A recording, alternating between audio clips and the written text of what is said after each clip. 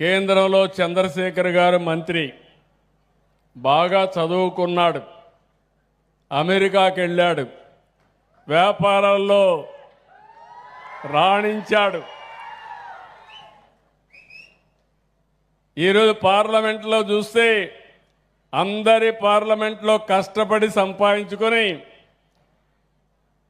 Number 1 richest parliamentary member ఎవరన్నా ఉండాలంటే చంద్రశేఖర్ గారు.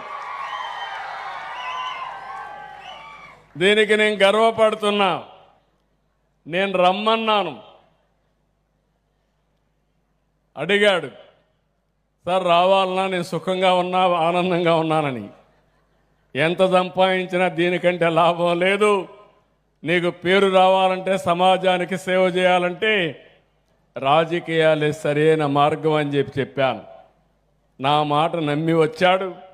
గుంటూరు పార్లమెంటు మెంబర్గా సునాయాసంగా గెలిచాడు. ఆ తర్వాత కేంద్రంలో ఒకటేసారి మంత్రి కూడా అయ్యాడు.